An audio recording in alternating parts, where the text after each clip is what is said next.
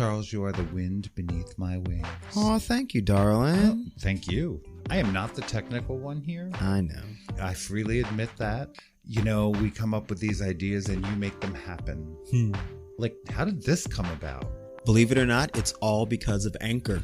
Anchor has the tools. It lets me record, edit, and distribute right from the computer. Sometimes I do it from my phone. It's just as easy either way.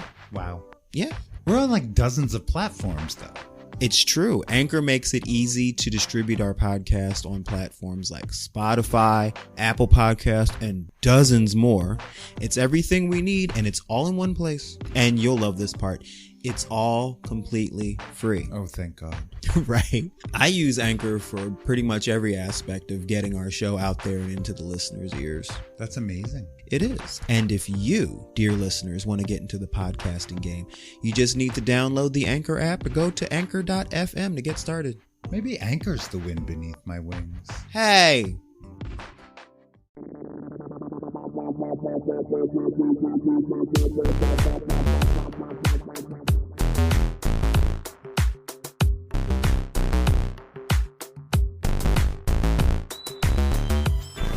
Where are you?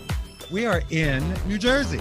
We are at the dining room table at East Barbary Lane for a very special episode of Full Circle, the podcast. Our guest today is a personal hero of both Charles and me. He has written for some of the most funny people in this country, from Bette Midler, Whoopi Goldberg, Lily Tomlin, Billy Crystal, Robin Williams, Sonny and Cher, Donnie and Marie. Not that I count them as funny. And Hollywood Squares, every major award show known to man, and 25 years writing for the Oscars back when they were funny. He was a pioneering fundraiser early in the AIDS pandemic, raising attention and millions of dollars as the queer community came together. For the last time, maybe, I don't know. And we decided to fight for one another. It is an honor to welcome this legendary funny man to our table. Bruce Vilanch, welcome to the Full Circle. Thank you, darling. Thank you. Hello, Jersey. I'm from Jersey, you know. I know. Yes. North. Patterson, yes. Yeah, a town nobody talks about anymore.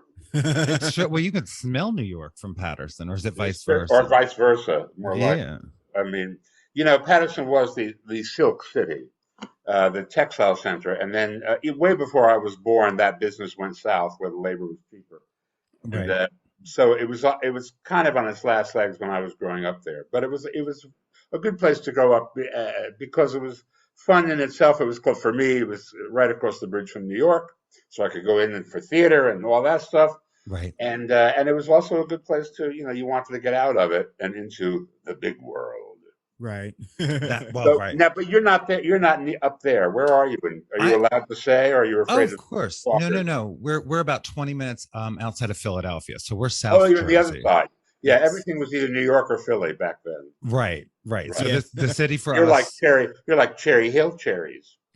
sort of like that. Something Yeah, like that. Cherry Hill is about 20 minutes north of us, so we're even further south. Oh, even further into the farm. Oh yeah. Yeah, I grew up, picking strawberries and blueberries and all the things that, parents made us go and pick.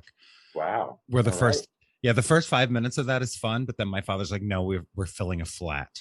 right. By the time we were done, I was sick of strawberries. I was going to say, you realize strawberries have the thorns on them, and Do they? Well, they're a little prickly. See, I picked them from the store, No. so I don't know. so you graduated from Little Pricks too. Yeah. I learned a lot in South Jersey. Yeah. You have given so many interviews, and we've listened to so many interviews. COVID, just doing research.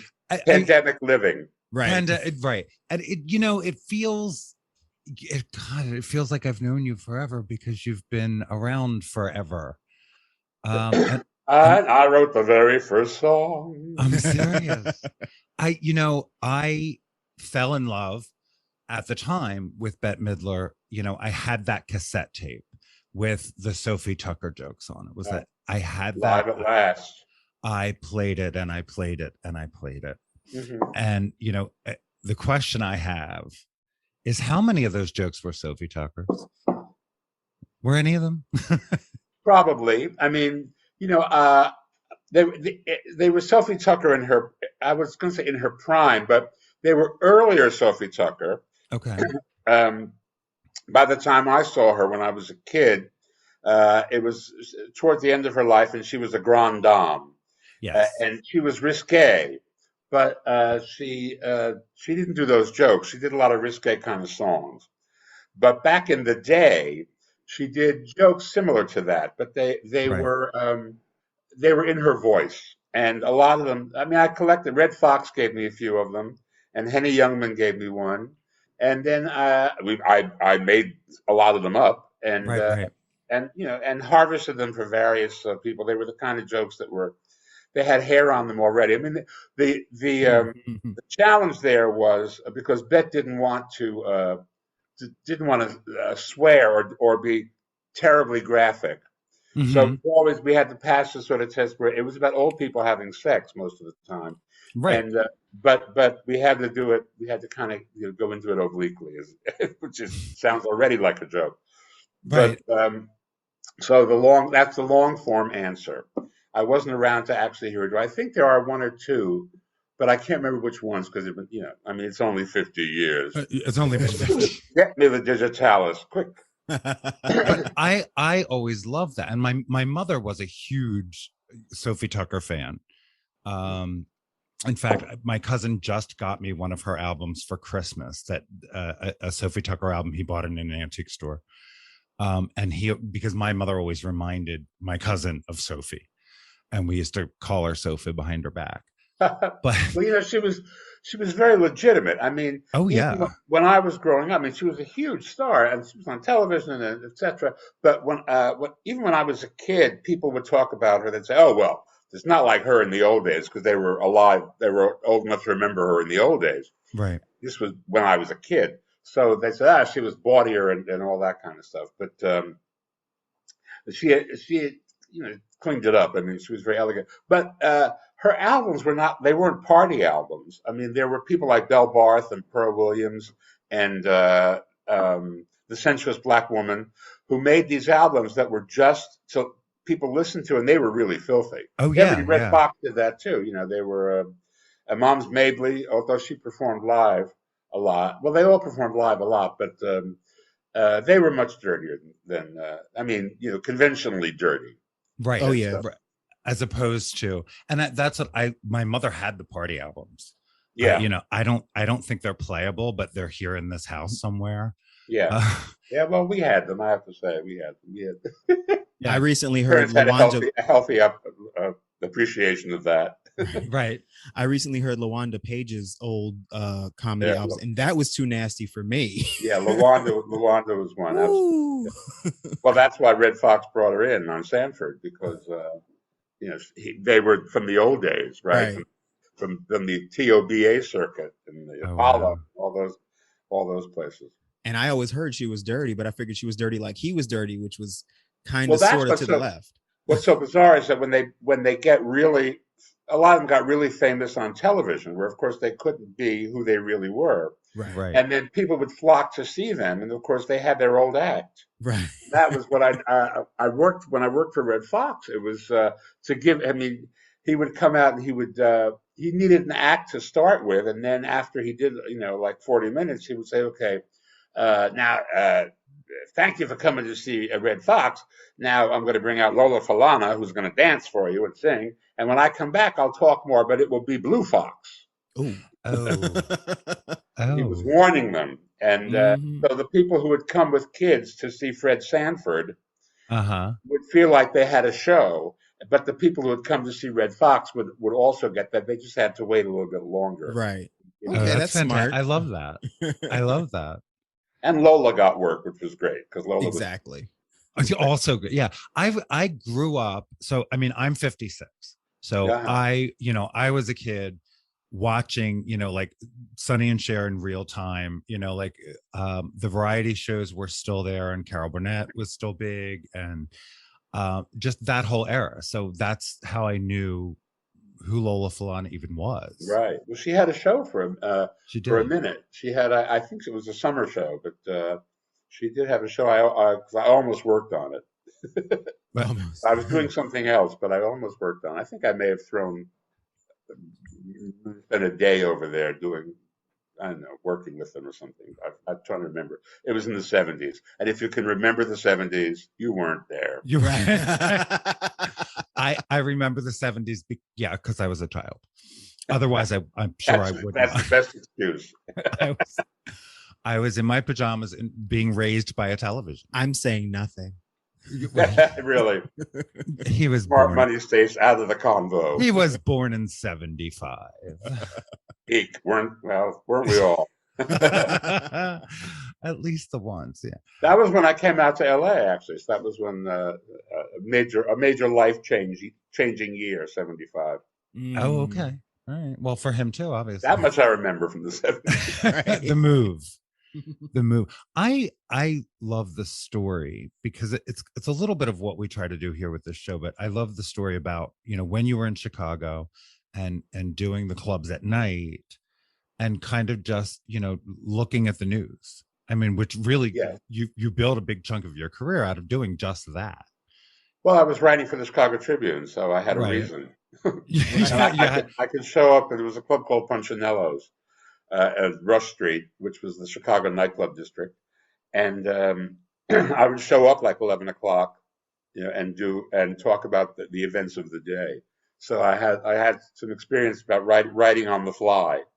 Right. I love that. When because it has to be. I mean, just for me looking at it, it's really cool how that turned into so much, and how much of your writing is so timely, and being able to look at the news and being able to. The other side of that is it has no shelf life. Yes. Yeah. What was it about the glasses or something? There was a clip about that, about jokes having no shelf life. Oh, really? And I think it was an O.J. Simpson joke. That sounds like the O.J. glasses joke. Yes, it was exactly. Yes. Yeah. Because it took a minute, and I went, "Oh wait, now I remember." Yeah. It was part of the case. Yeah, right. Well, that's something that it struck me. I am also a choreographer, and so the idea of, you mentioned something about site-specific comedy. And that really struck a chord with me. I love the idea of you go into the event and you're making jokes that are for that moment in time and only that moment in time. You can't reproduce them. They exist in that moment. The moment is gone, and so is that. You know what I mean? I love that. It's very true. And and choreography. I mean, that's the unusual part. It's not the Big Bang Theory. It's true. I made a nice career out of that, so I confess I have no shame about it. But it's, I don't have an oeuvre that you can refer to. Like, I don't know. There's lots of. Although, whatever you do comes back to bite you in the ass. I mean, I read the reviews of Plaza Suite on Broadway. They've revived it with Matthew Broderick and Sarah Jessica Parker. Mm-hmm. And it's like, it's open season on Neil Simon, who was the most successful playwright in American history. Right. And there is an oeuvre, and that the critics have spent a great deal of time trashing his oeuvre, which he's gone, so he doesn't have to suffer the slings and arrows. Right. But it's like, that's what happens, I mean, you think, oh my God, this will stand me in good stead. No, not necessarily. He's Shakespeare, so right. What you gonna do? Just paddle away. Just paddle away. And I'm trying to figure out how to phrase the question, because I really do. I've heard you comment a little bit about comedy today. And comedy has been affected by this idea of cancel culture. Sometimes I'm not sure exactly how we define it, but we certainly know it when we see it. Cancel culture, I mean. Well, it's saying, I don't like what you're saying. You are never allowed to speak again. Right. Because I didn't like that joke. And that's you're dead. So annoying. Or, on a bigger level, you jerked off in front of me backstage. So you can never do comedy again. Well, Yeah, But of course, those two are not exactly, on the same footing. But I mean, it's all part of cancel culture. The right. part of cancel culture that concerns me is not about actual misbehavior, but about doing a joke that somebody doesn't like.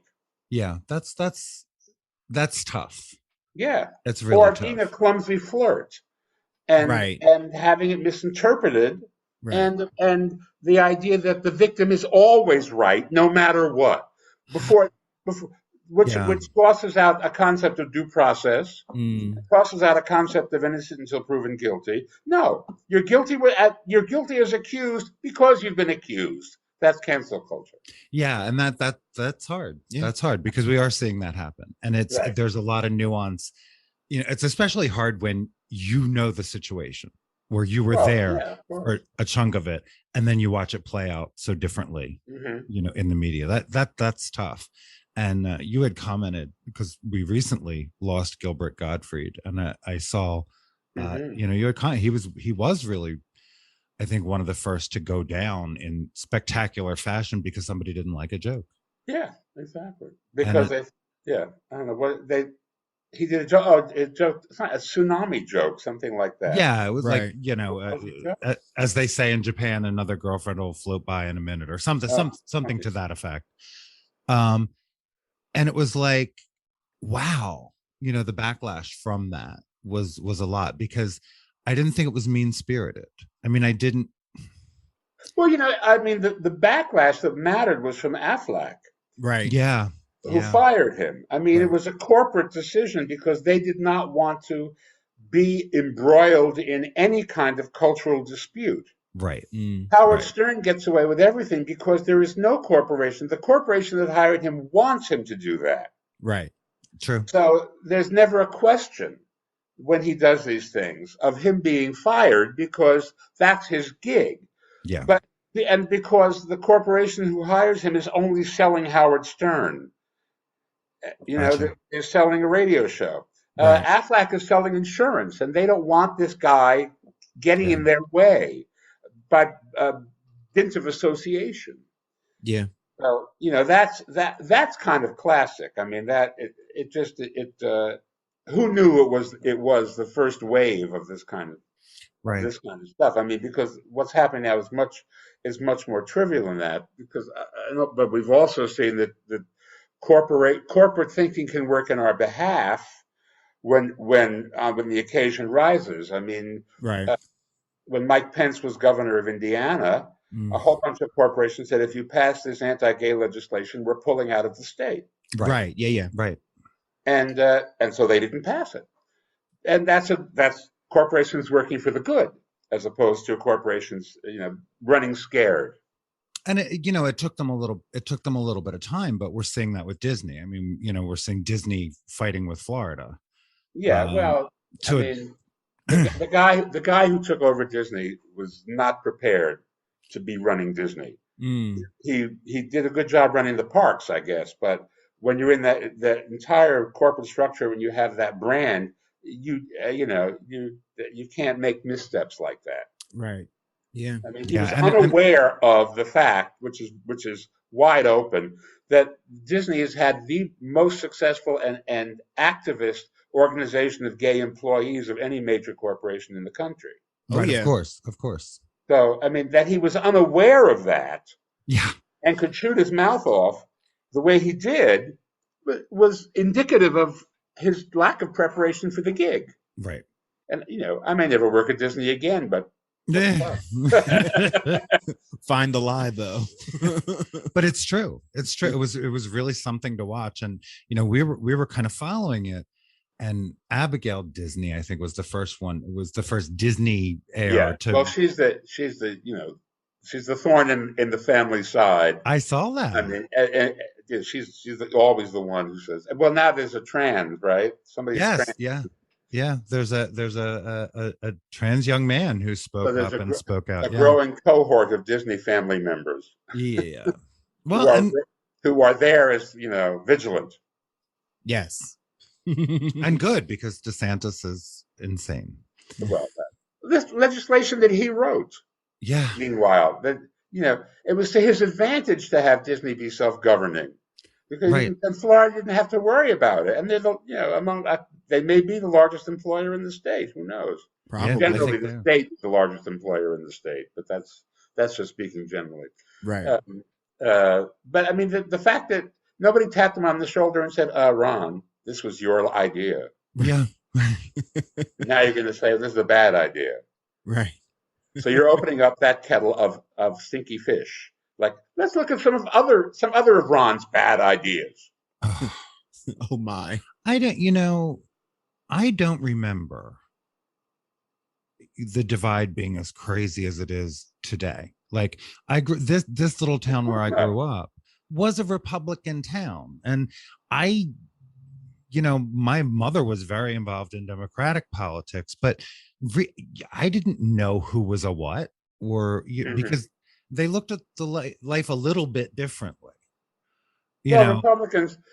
Republicans began to turn during Reagan. Right. That's what I point to. I mean, and there was a slow trickle, and then of course the inciting incident was Obama when they elected a black man. That's when the divide began, and they began plotting what to do to get rid of this black man and what to do after they get rid of him. Right. Yeah, you're right. And there's been since 2008 there has been a concerted effort to polarize the country. Of course, as gay people, we know that Republicans love to polarize. That's in their game plan. They never stopped with the culture war because it gets out the mouth breathers. Oh, it does. It does. You go to Ohio became a swing state because the Republicans went door to door saying same-sex marriage. You're going to have to marry a man. Yeah. Your son will have to marry a man. And those people trotted out to the polls, and that's how it became a swing state. Wow. Also, I mean, there are other factors. I mean, the decline of industry in this country. Ohio was a rust belt. It really was, yeah. So those people were disadvantaged now. The working class who worked in industry and factories. I mean, it's not just as simple as that. It never is. Right. It's a cataclysmic series of events, but there was an inciting incident, and there is a game plan. You must never forget they have a game plan. It's get the Supreme Court because they know they can get up there and they have the advantage there, and introduce legislation on the state by state level that will be challenged and eventually will go to the Supreme Court. That's their game plan. Right. And you just have to recognize it and deal with it. Yeah. And it is, it is hard. We sit down and we talk about the news that has happened during the week and trying to keep it light, or at least keep it in perspective. Well, it's very tough. I mean, look, there are 5 talk show hosts every night who were trying to do that. I know. But I didn't realize something I think it was Texas. It was the governor of Texas. So I participate in a trans support group. So it's mostly, younger folks, mostly that are coming to terms with themselves or figuring out how to come out in their life. Right. And we probably had 20 kids on this one call, and everybody was just devastated.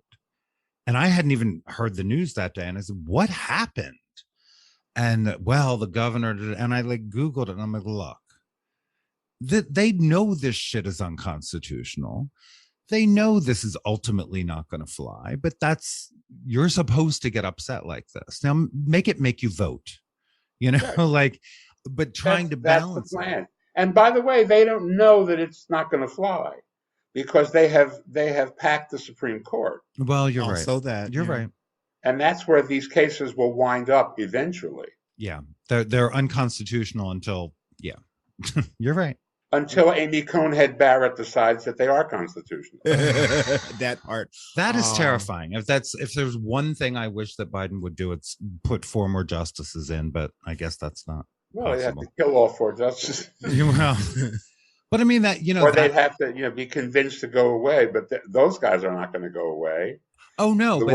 You want Sotomayor and Kagan to stick around forever and ever. Yeah. No, there was. It's the swing ones who are interesting, but the other thing to remember is that they, as we saw in the mask mandate case in Florida, that that judge ruled on the legal precedence of the case, Right. of what the CDC is allowed to do. That was how she shot it down, not on whether or not the CDC was putting out good medical advice. Right. Mm. Right.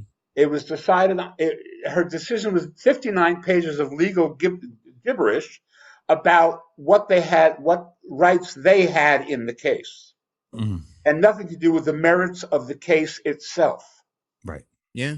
But that's what happens with strict constructionists, and that's what happens with the right wing judges when they get up there, is that they play that game. Yeah, and there's nothing funny about that, is there? There's really not. I don't know. Are people chortling out there in Jersey? Let me hear you. Oh my God. It's a giant game of whack-a-mole. It really is. It's a giant fucked up game of whack-a-mole. I made a note to ask you, did Babs ever sell the lamp? Or did you She sold everything, but an additional lamp, no. No. But I think we resolved it 20 years later. I think. I'm not sure. I run into her here and there, and she's polite.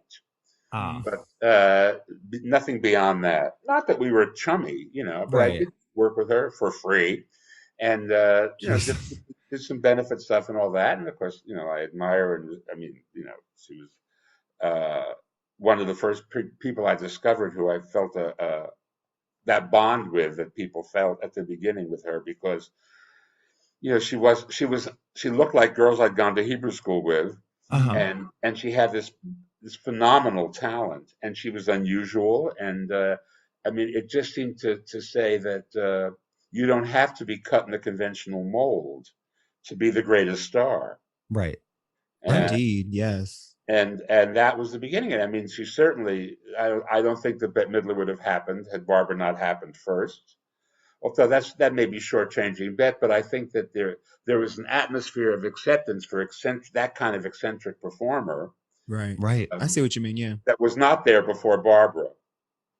So I never thought of it that way.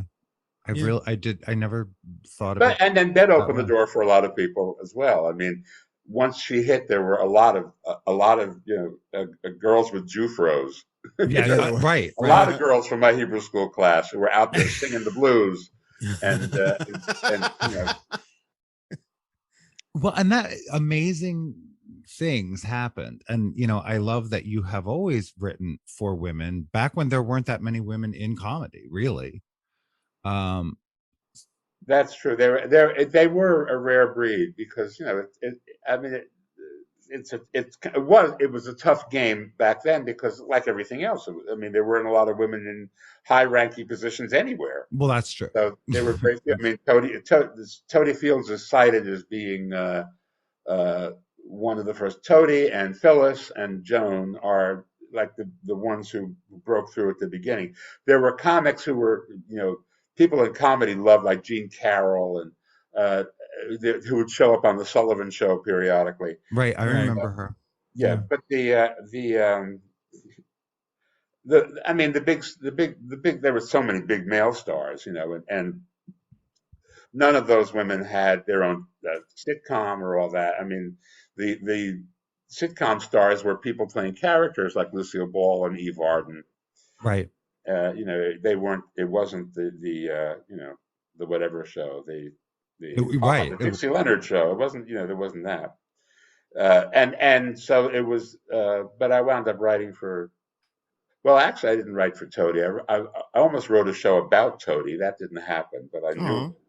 And I wrote for Joan, and I wrote for Phyllis. So my mother was a huge Toady Fields fan. Oh well, she was like the suburban Jewish housewife extraordinaire. I mean, so was Joan to a degree. Phyllis was a little. Phyllis was more of a clown. I mean, True. she presented herself as a clown character, the costumes and the whole thing. But the stuff she talked about was the domestic goddess stuff that Roseanne mined later on Right. Right. in her own way. And differently, yeah, differently. There. What is the show? Is it Sophie, Toady, and Bell? Are you familiar with that show? Yeah, I've I'm never not familiar seen with. it. I mean, I've heard of it. Okay, yeah, because I know that there was something, but I've never seen it done anywhere. I Neither have I. had a friend who But had. I will say this always strikes me as funny. When about I forget maybe 10 years ago, when Boardwalk Empire was on HBO, Uh-huh. it was set in Atlantic City in the 20s, Right. and I was watching it one night, and he goes off the boardwalk, and there's a marquee for a club, and it says Sophie Tucker tonight, and he goes in, and there was an actress who I knew. And she's doing Sophie Tucker, and she's telling jokes that I wrote for Bette Midler in 1973. That's And awesome. and I'm thinking, this is what they think Sophie Tucker was like. And as I'm thinking this, the phone rings. It's Bette, and she says, "Can we get money for this?" Right. So That's I awesome. wrote a note to the producer of the show, who sent me a lovely cheese wheel. And he said, "Guilty." He said, "Those responsible will be sacked." It was like, because they made such a point on that show of being authentic. Right. Right. I Yeah. had They a did. friend. I had a friend who was an actor on the show who said, "The costume I'm wearing is from the 20s. It falls apart whenever I put it on, and they have to rush and repair it." Right. So they found these, at Brooks Van Horn or whatever, way in the back of the 14th of a subterranean floor. That they, now they're vintage. They're real. Right. But they Wow. wanted the authenticity of the real cut of the period. And I thought, yeah, well, it didn't extend to the jokes. Right. That's kind of awesome. Right. And of course they did just assume. Like I was like, this treasure Exactly. trove. I said, it's a younger crowd working on this show. What can I tell you? Hey. That also true. Also true. I had the thought about how many people know Bette only because of Hocus Pocus. Oh God. Like adults Yeah. walking around and old enough to drink right now, that's the thing they know her from. That's because that's the first exposure when they were kids. Yeah. And because Hocus Pocus, well, now there's Hocus Pocus 2 coming to you for Halloween on Disney Plus. How about that? But it's been 30 years, and it didn't make much of a dent when it was released. But the video happened and the internet happened, and as a result, people who grew up watching it when they were kids had their kids watch it. Yeah. 20 years later, because it's the only Halloween movie where nobody gets slashed. Right. The Halloween movies are scary. There are not really funny Halloween movies. So, and it was a family thing. So a lot of kids, and by coincidence, what that meant was their first exposure to Bette, who of course was always considered an adult performer, was as Winnie Sanderson. So so she's a treasured part of their childhood. Right. And a lot of times when those people in the last few tours we've done come to see her, they're shocked because they can't believe that this is the same person. And in fact, on the last tour, Divine Intervention, we put in a Hocus Pocus section because so many people associate her with Winnie. So Winnie came out and sang "I Got a Spell on You" and in with the teeth and everything. Oh wow, that's great. Might as well. Right. I mean, you might embrace it, own it. It's all that. And now Hocus Pocus 2, which I've worked on and which I can tell you is very funny and a great take on the whole thing. Okay. And that's just hilarious to me because my first exposure to Bette Midler was Down and Out in Beverly Hills and then Beaches. I had a different childhood. Yeah. Well, also, when she didn't work live for 10 years. And when we went out in '93, she hadn't been live on stage, but she was a big movie star. Right. And a lot of the audience just knew her as this woman who sang "Wind Beneath My Wings" and "The Right. Rose" and "From a Distance" and those things. Mhm. And the audience was divided between people who'd been with her from the beginning and Mm. people who had discovered her as a movie star, and they were in some kind of shock when she would come out even at the beginning and just start talking to them the way she had always talked to her audiences, Right, Right. right. like totally shooting from the hip and with a sensibility that had been honed at the baths and with Hmm. her early gay following and with people like me on her Right. team. So they were kind of like, what?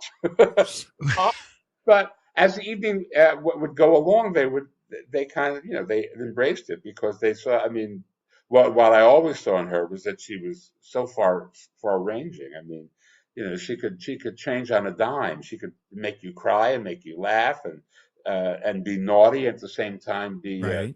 incredibly sentimental. Yeah. So they got the full diva. And she really does take you on a ride, and you Oh feel yeah. like you know her. You feel Hmm. like, this is I love this broad Right. because if she's not that real, she certainly always comes across as that real. We used to play the game about real crazy or show business crazy. And Oh, I see. Yeah. yeah, Well, I think there's always a bit of both in everything. I I think. think that's true. I mean, and they're all really crazy. I mean, they have a craziness to them. I mean, Yeah, whether it manifests their everyday behavior is another story. But yeah, you don't get to be at the top of that heap without being a type A personality. Which means you could be Ted Sarandos, you could run a major corporation, you could be in the White House. Those are type A personalities. Oh absolutely. yeah. And Absolutely. so it's not that unusual, but you don't expect it because of what they project. They project something else. And so they're all a little bit, nuts. Oh, of course. Of course. But it was my I never got to meet Soupy Sales. But a friend of mine was, a groupie. Ah, yeah. My A friend Snoopy Kathy, groupie? A a soupy soupy groupie. groupie. And it's a really sweet story. They reconnected later in life, and she knew, she was just such an Uber fan that, Ah, as he got more infirm, Kathy would go with him, mm, to like the Doodah parade in Ocean City and ah, places yeah, like yeah. that. And she really wound up giving like 90% of the interview because Soupy Uh-huh. really wasn't, capable. But he'd say, tell him Okie. And he always called her Okie. And then she would just fill in the blanks. So they would ask a Mhm. question, he'd say 2 words, and she would All right, yeah. run with the story. And they're the ones they always played, real crazy or show business crazy. And she would come up with these names. And I remember one of them being Joan Rivers because I had heard not good things. Hmm. And Soupy went, no, no, no. She's showbiz crazy. She's not, she's terrific. He thought she was a wonderful person. He's like, Hmm. you got to be that tough to be a woman in comedy. Yes. You got to Hmm. be. True. And he said, she knows when to throw it around. But it was a fun game, Hmm. fun game. And because Bet is one of those people that's just larger than life, and I Sure. have adored her forever. The same with Whoopi. I mean, we've followed Whoopi since she burst onto the scene. Oh, Whoopi Uh-huh. live on Broadway. Yeah. Yeah. That's right. That was it. Whoops. And she was just, it's like these people are just amazing to me. Hmm. And their talent so big that they are still relevant. They are still doing things. Yeah. um which is incredible, and we sat here chewing our knuckles saying, when the nonsense happened with Whoopi, and I had the thought, I wondered if she called you when Yeah. Oh, we talk all the time. Yeah, absolutely. She did. Uh, it was a weird sequencing of events because what people didn't, well, maybe they do now. When you say something is racist in 2022 and to a black woman, Right. that automatically involves black and white because that's the era that we're in. The idea that this thing that happened in the 40s amongst white people could be categorized as racist in the moment didn't make any sense to her. Right. Yeah. She forgot what she knew, which was that Hitler categorized us Jews as a race so that he could eliminate the race. Right. Because that we were the scapegoats for everything that was wrong with Germany, and she forgot that. And once it was brought to her attention later on in the day, she remembered it. But in the interim, she had spoken to several people, and she had, doubled down on her thing. Or she didn't double down. She was explaining it in the lens through which she was seeing it. Right. And of course, you got saying, "Oh, well, she's anti-Semitic." She said, "Her name is Goldberg." For God's sake. And she's done more for the Jews than you'll ever do. Right. I said to Jewish people who said, "Oh, I had no idea she was this anti-Semitic." I said, "You're nuts." I said, talk about cancel culture. Right. Talk about one little fart and they call you stinky. Right. It's like this is not the playground. This is real life, and she got to clear it up. But the black woman running ABC decided that the optics of her giving a black woman a pass for something like this were not good for her. Got it. So she created a timeout. Right. So Whoopi took the timeout. It amounted to a week, but that was why that happened. And that is also indicative of other things that are happening in the culture. I mean, everybody has optics to consider. Yeah.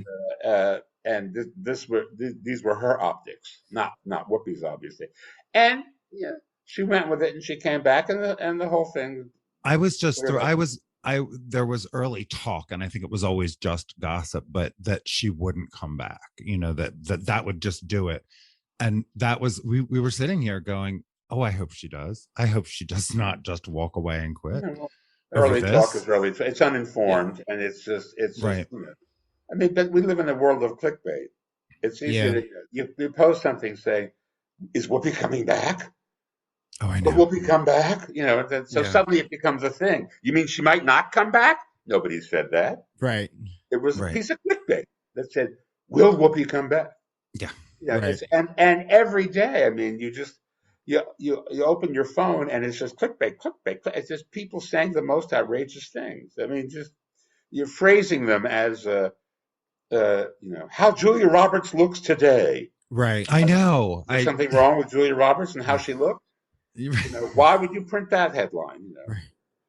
And it's not even about being right anymore, being factual. It's about being the first to say the thing. It's about getting clicks. It's about because that helps your algorithm. That helps you sell whatever you're selling. If you can prove so many people, so many millions came to your site, right?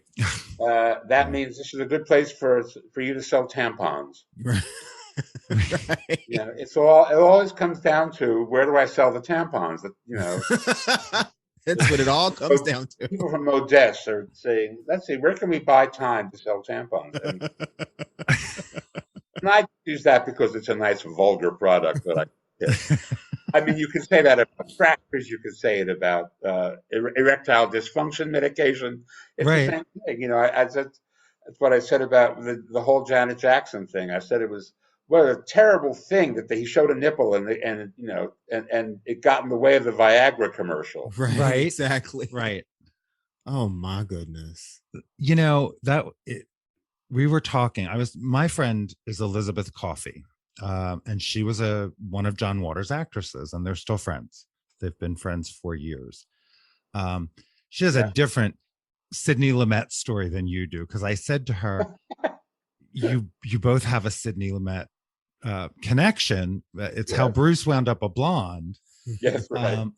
But the story of Dog Day Afternoon was, actually a true story. Yeah.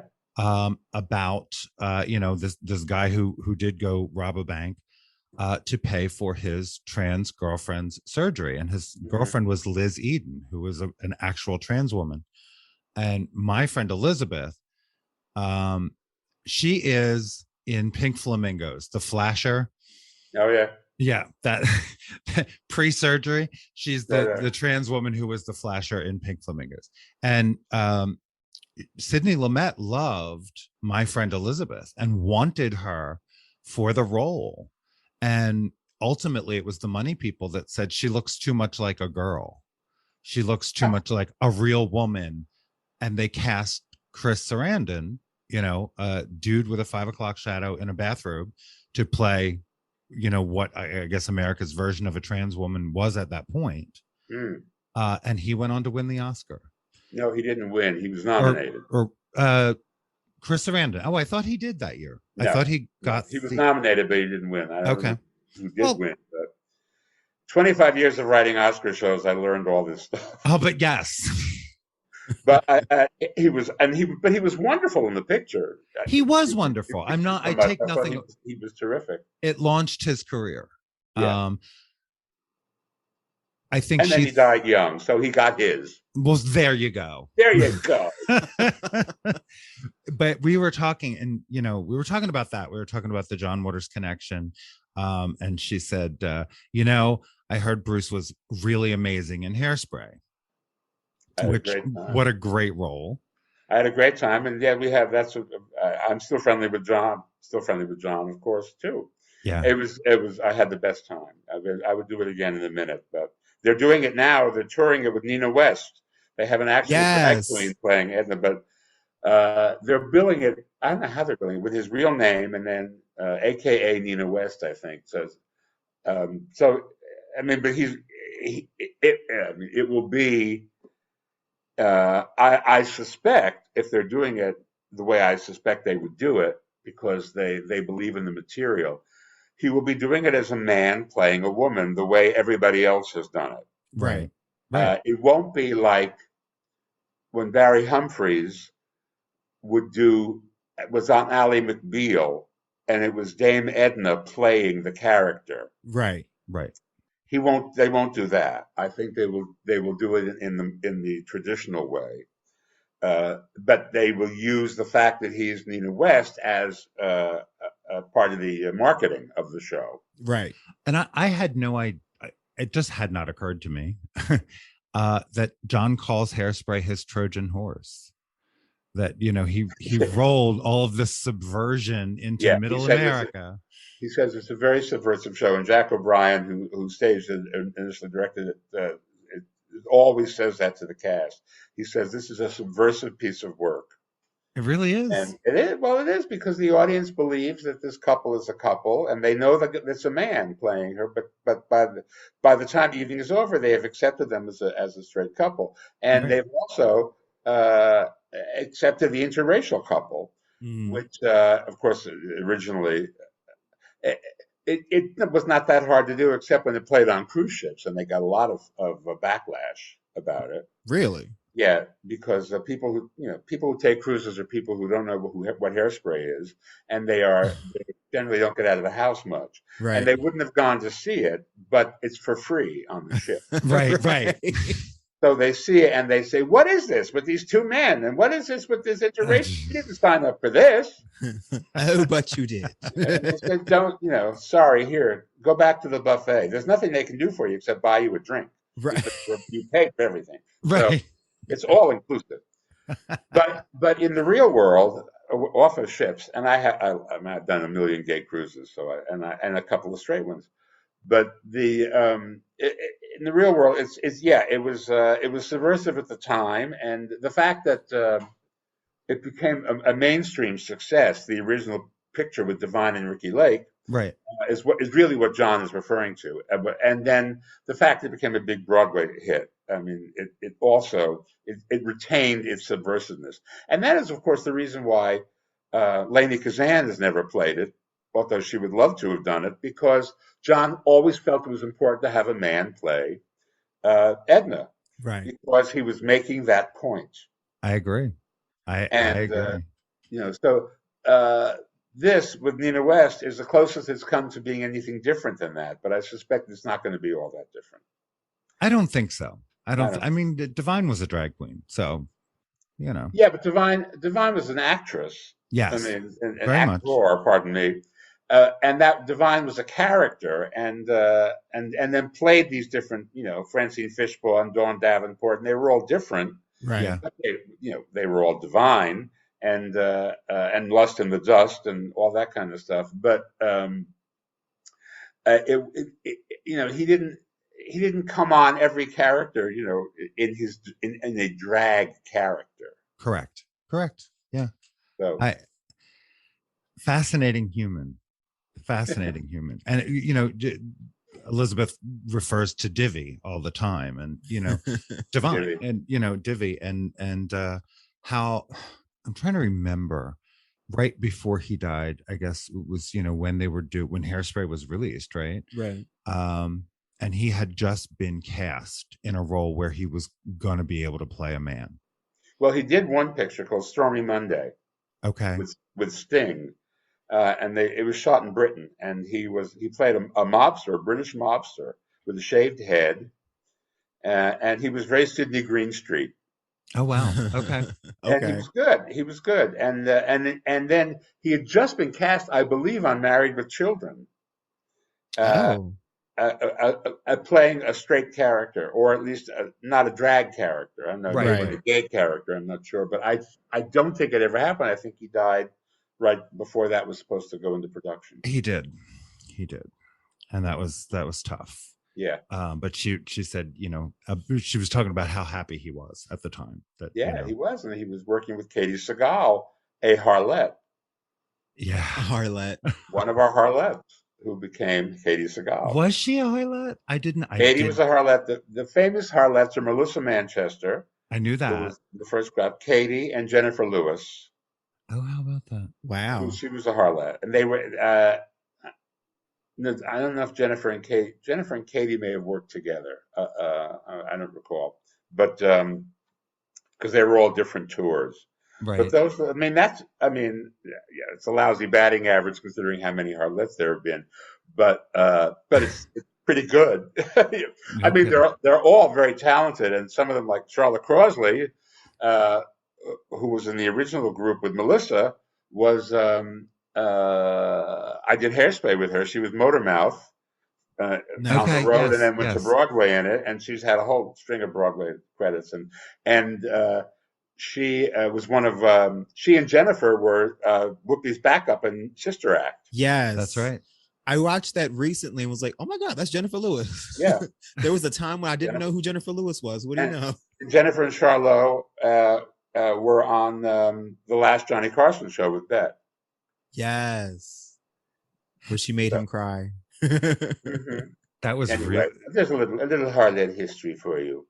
That is really, I had no idea. Museum of Harlot History. Because I like Katie Near the Seagal. Academy Museum. Yeah. Not too close. I like her on the Conners. Like, I did not expect to like that show and the continuation of it, and I do. And Katie Seagal. Right on the Conners, yeah. Yeah, she's doing. Yeah, she had an unfortunate experience with this show called Rebel that came and went, where she was kind of Erin Brockovich. Oh, okay. I didn't think it was all that well put together, and she was good, but it was an expensive show, I think, and they got rid of it pretty soon because they didn't want to. I don't think they wanted to carry that kind of expense for a show that couldn't deliver. All networks, what we used to call network television, was now called linear television or legacy television.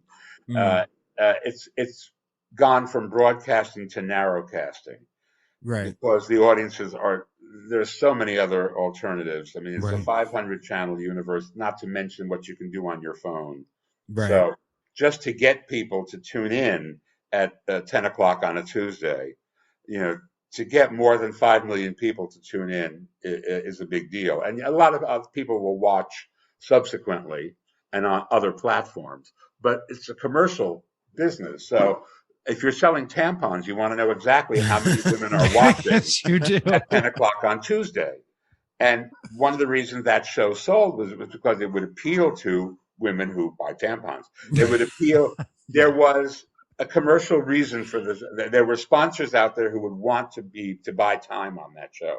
And when, of course, not enough people were showing up to make it worth their while, Mm. they were not, they wanted, I'm sure they wanted a reduction or a discount, or they wanted out. So this is how commercial TV works. It's No not kidding. pretty. Right.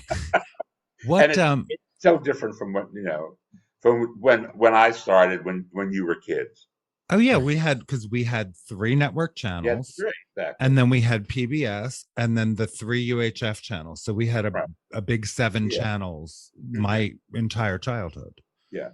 You had to have at least 17 million people watching you to stay on the air. Right. Right. And that was a figure that the sponsors came up with. And now, if you have between 3 and 5, you're doing very well.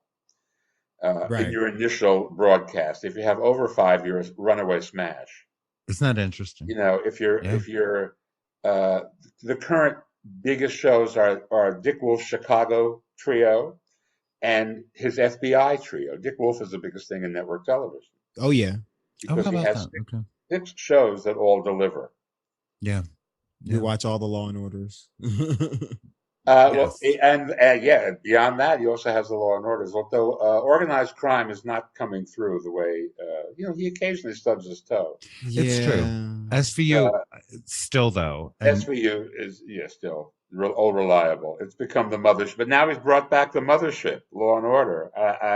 And it's good. I think the jury is still out. I don't know. I haven't seen great numbers on it, but they haven't been terrible either. So. Well, 2 of those are us. Yeah, I'm watching it. They're back to. There was always that hokey line in the beginning. There was always, it was usually Lenny Briscoe saying something silly, and then you knew it was. Right. And that's back. Is It's it different really? actors, I have but to check it out. I actually haven't checked it out. the formula's still there, but they're using different people. When I just want to tell you a very small story. My mother was a big Law and Order fan, and she wanted to be on it, and so I got her a role on it. And when she found out how much it would cost her to join SAG, she said, "The hell with it," because she was the woman who discovers the body before the opening credits. Yeah. Okay. Said, I'm gone by 10:05. So she didn't do it, but they used to show them on A&E, and they would show them. They would have a West Coast feed. They would show them at 8:00 or 8:00 in New York, or which was like 5:00 out here, or something like that, or 11:00, whatever. And it would be 3 hours later they'd repeat it. And she called me in a panic one night and said, "I don't know what's happening." She was watching Law and Order. She fell asleep. She woke up and she continued watching it, and then looked at the clock. It was 3 hours later. She said, "What the hell happened? Did the Martians land? Why is it 3 hours later? What? And she happened to wake up at the same point where she fell asleep. That's And funny. I said, "No, Ma, there are 2. There are 2. You caught the West Coast feed, and even though you're in Hackensack, you get both of them." That's funny. That's it. You had your mom until you. I think you said you were 67. She was 95. Yeah. I had her a long time. That's. And her joke was, "The first 90 years are easy. The second 90 are a bitch." I can see how that would be. Yeah. That's incredible. My mother was 87. We had her until she was 87. And it's that last 5 years were not great ones, but yeah, well, it began. There was this decline. Fortunately, she was herself until the end. She was just a prisoner of her body, and she couldn't function the way she wanted to live. She couldn't live that way, and that made her miserable. And I don't blame her. And, and I think she finally just sort of shut down because but she was mentally there up until the very last minute. My mother was too. That was really thankful. We were really thankful about that she was herself. She was very much herself. I had one more question for you. Yes, 11 inches, but nobody ever. I never mention it. It throws everybody off, and so 2 more. But on the upside, sometimes they develop a fantasy, and it can pay off. be shy. Turns out I had two questions. Yeah. Okay. Alan Carr, Yeah. you wrote the play or the screenplay. Is that anything happening with that, or is that not a Oh, thing? well, COVID got in the way. I had a couple of great readings on each coast, Okay. and now I am going back to it. And of course, it's about the first Oscar show I did, and it Yeah. records a lot of stuff. So now that we've had Will Smith and the slap and all that, I have to update it. Right. Right. So I'm in the process of doing that, and then then I'll see. Meanwhile, I have this other show that I wrote that we're premiering in Wilmington, Delaware, September 17th. Can I Really? tell you about that? Can I plug that? Please do. Yes. Well, I will tell you how it began. It was a grant we got from a theater in Florida to write a musical, a two-person, 5-musician musical, an idea that my collaborators, Gabriel Barry and Trisha Paoluccio, came up with.